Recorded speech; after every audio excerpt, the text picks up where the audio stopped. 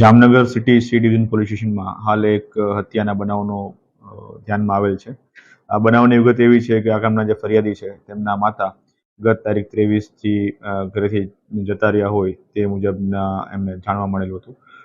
ત્યારબાદ એમને એવી વાત જાણવા મળેલી છે કે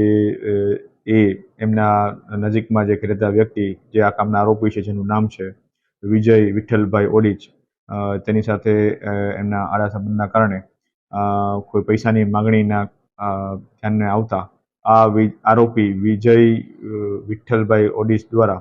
આ કામના જે મરણ જનાર છે એ મહિલાને ગળું દબાવી અને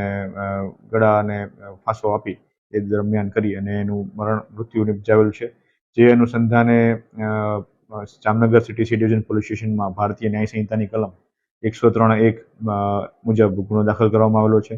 અને જે આ કામના આરોપી છે વિજય ઓડીચ એને હાલ